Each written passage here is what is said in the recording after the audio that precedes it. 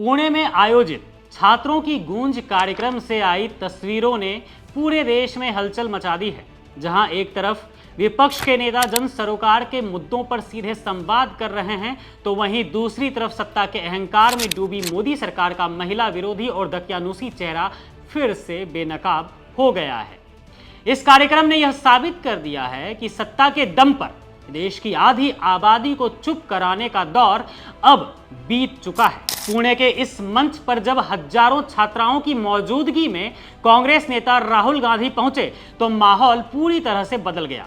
राहुल गांधी ने मंच से किसी राजनीतिक भाषण देने के बजाय सीधे छात्राओं से दिल की बात कही। उन्होंने साफ शब्दों में कहा कि वह यहां किसी को ज्ञान बांटने नहीं आए हैं, बल्कि देश की असली ताकत यानी भारत की 70 करोड़ महिलाओं को सुनने आए हैं। राहुल गांधी ने इस दौरान राष्ट्रीय स्वयंसेवक संघ और बीजेपी की सोच पर करारा प्रहार किया है। उन्होंने कहा कि मनुस्मृति जैसी पुरानी और दकियानूसी विचारधारा के तहत महिलाओं को हमेशा किसी पुरुष, चाहे वो पिता हो, पति हो या बेटा हो, उनके अधीन रखने की कोशिश की जाती है। लेकिन आज की महिला किसी की संपत्ति बिल्कुल भी नहीं हो सकती हैं, वह अपनी मालिक खुद हैं। उन्होंने छात्राओं से यह भी कहा कि अपनी इस सामाजिक बेड़ियों और पिंजरे को तोड़ दो, क्योंकि आपकी पहचान केवल किसी की बेटी, पत्नी या मां होने तक सीमित नहीं है। आपकी अपनी एक आजाद पहचान और अधिकार है।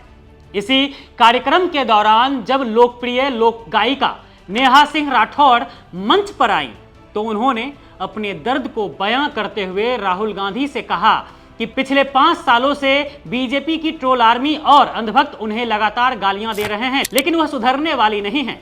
इस पर राहुल गांधी ने जिस अंदाज में मुस्कुराते हुए जवाब दिया, उसने पूरे पांडाल में ठहाके लगवा दिए। सुनिए उन्होंने जो कहा है उसे।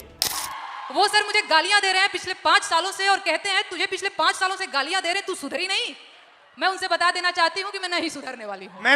मुझे भी सालों से गाली दे रहे हैं, मैं भी नहीं सुधर रहा हूँ। बिल्कुल। असलियत यह है कि आज मोदी सरकार के राज में देश की महिलाएं खुद को बेहद असुरक्षित महसूस कर रही हैं। बेटी बचाओ बेटी पढ़ाओ का नारा देने वाली बीजेपी सरकार के दौर में जब भी महिलाओं पर अत्याचार होता है तो इनके नेता या तो मौन साध लेते हैं या फिर आरोपियों के बचाव में खड़े दिखाई देते हैं। एक तरफ बीजेपी की दकियानूसी सोच महिलाओं को फिर से घर के चूल्हे चौके और गुलामी के दौर में धकेलना चाहती है, वहीं दूसरी तरफ राहुल गांधी जैसी लीडरशिप महिलाओं को देश की सबसे बड़ी पूंजी मानकर उन्हें आजाद और सशक्त बनाने की बात करती है।